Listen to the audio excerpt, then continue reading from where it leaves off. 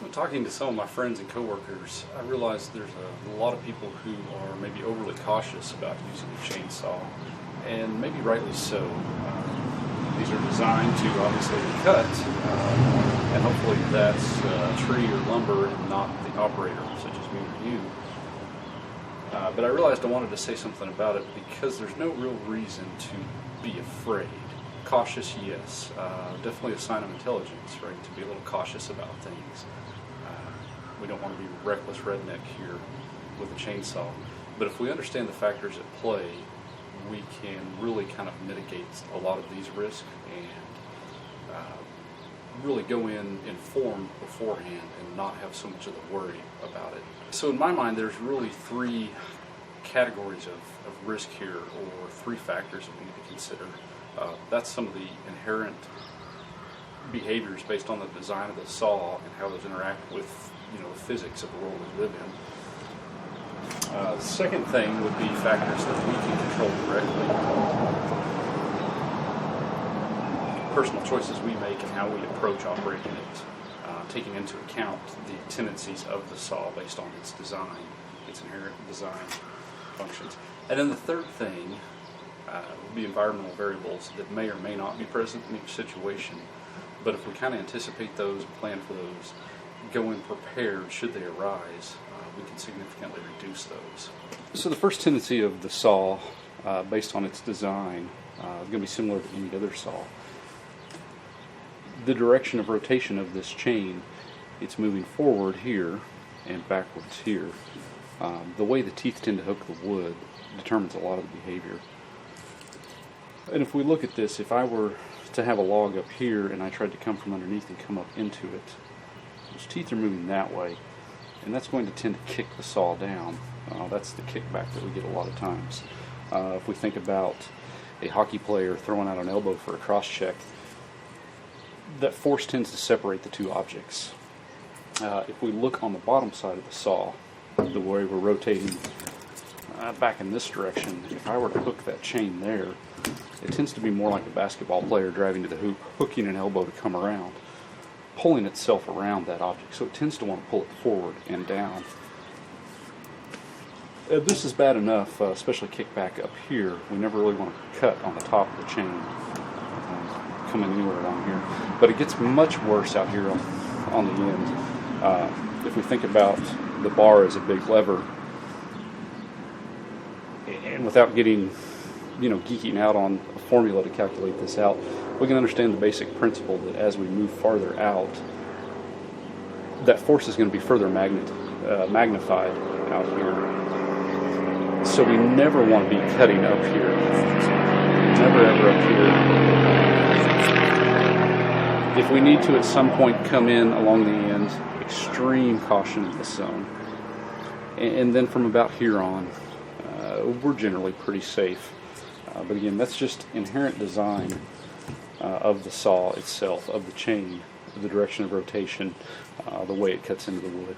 So knowing that, we can take our approach, we can take that into account when approaching our cuts. Next thing, kind of based on the basic design of the saw, I'll call it torque steer here. If you've ever driven a small car, especially the front wheel drive cars, you really feel, because they're so light, taking off from a stop, you really feel the twist of the engine pushing the car in one direction or the other. And what that is, you have a large mass sitting there still, and we apply a force to it to try to move that mass. There's going to be an equal and opposite force resisting that. So if we think about this chain sitting still, we try to rotate it this way by applying force from the engine. When you come off an idle, chain sitting still, give it full throttle, the tendency is for the nose of the saw to lift up. It kicks up like this. Once you get up to full speed, we've got this rotating mass of the engine back here. Piston connecting rod rotating. There's a lot of centrifugal force there, and that tends to create an ever so slight downward pressure. But you've got to be ready to react. As you get to a bigger saw, there's obviously a lot more power, a lot more mass in the chain. You do have a little more mass in the bar that helps compensate for that initial kick out. But the total force applied certainly goes up as the saw gets larger. But still very noticeable even on a small saw. When you first get on the throttle, you're going to have a kick up. You need to account for that. And once you're steady on the throttle, there's going to be a slight tendency for it to twist downward, and you need to be ready for that as well. So those inherent behaviors based on the design of the saw, really we can't change those. Those are fixed variables, but we can't account for those and take those into consideration. So the next thing I want to talk about are factors that we can directly control. One of these would be how we approach our cuts. Knowing the behavior of the saw, its natural tendencies based on its design, can kind of dictate how we approach things here. And sorry about the sunlight there, it's in my eyes too. If we know when we start, we want to start on the bottom, obviously for safety. We know there's a tendency for that saw to draw downward. So I'm going to start really as far back as I can and then kind of let it rotate down on its own.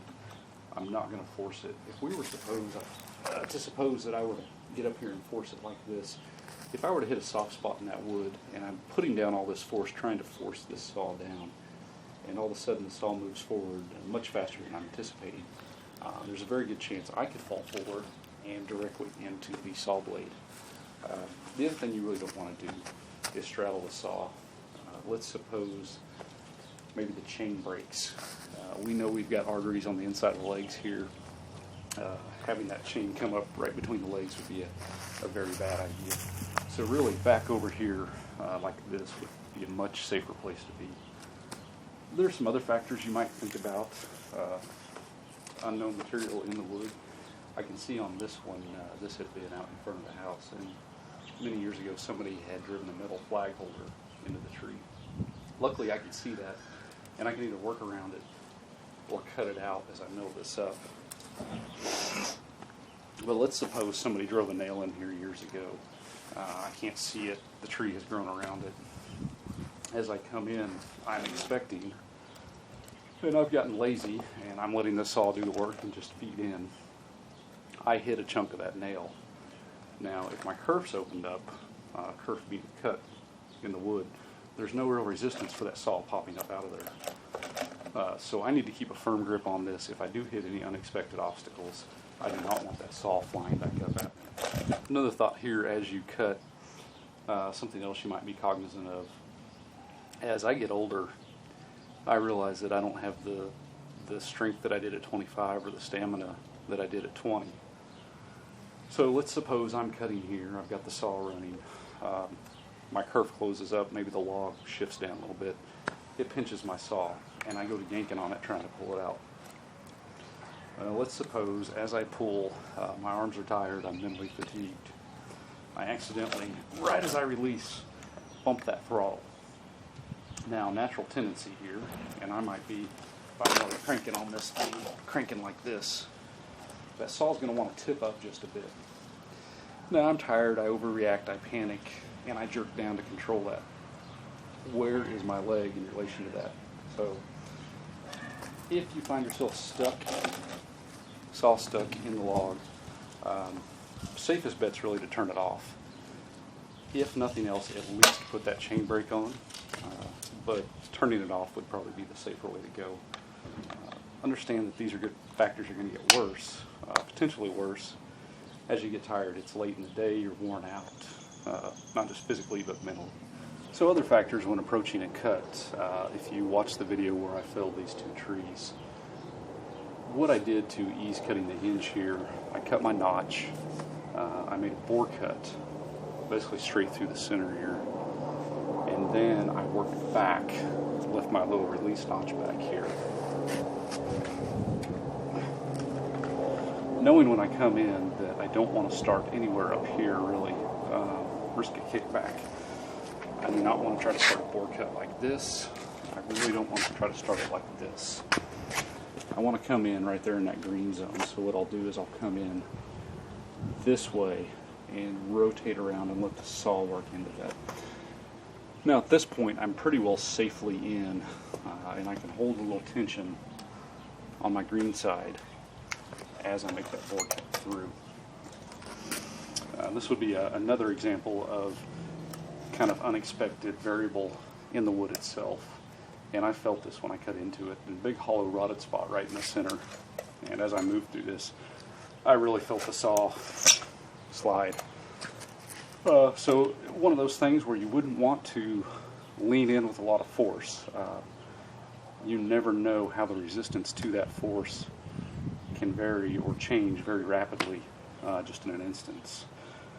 In that case, the blade was basically enclosed, so I wouldn't have fallen forward, but you can imagine if you're counting on resistance to be constant, you could find yourself in a compromising position.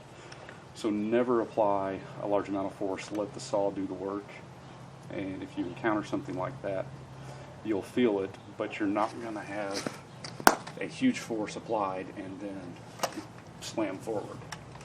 So there are a few other factors we can think about here. If we start with the fixed variables that we know we can't change, the natural behavior of the saw based on its design. The variables that we can directly control, that's our approach, taking into account how the saw wants to behave. The other factor really is proper protective equipment, personal protective equipment, and saw maintenance.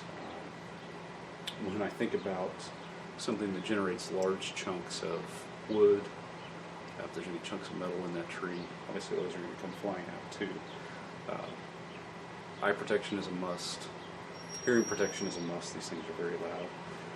When we look at the potential for kickback and where that's likely to strike, a broken chain where that's likely to strike, chaps really become almost a must if you're doing much at all. You see professionals wearing chaps, and there's a reason why. I've been fortunate I've never had a chain break. I have had one come off, and that was again something I could have controlled. Proper chain tension, checking that, making sure the bar's in good working order, the sprocket's not worn out. You'll know as you get to using one. I have a tendency to get them a little tight. My estimator is broke, but you'll know when you're in a cut if one's too loose. You'll really see it, you'll hear it, you'll feel it. If it's too tight, you'll hear it when you start. The equipment maintenance factors you can control, your personal protective equipment you can control, and if we look at injuries or accidents, it's generally not just one factor. It's a multitude of factors coming together in just the wrong way that results in an accident. So when we look at the factors we can't control, only account for, and look at the factors we can control, if we can reduce or eliminate what we can control and account for the factors we cannot, we should be able to greatly reduce our risk of injury. So, kind of to sum it up, yes, it's right to be a little cautious about these. Definitely can be very dangerous, a lot of potential there for injury. But if you go in informed, know what you're working with, how it wants to behave, the factors that you can control, steps you can take to reduce and mitigate those risks, then really there's no need to be worried or afraid or scared of the saw. Go in informed, and you can be confident in evaluating that risk and taking the appropriate actions.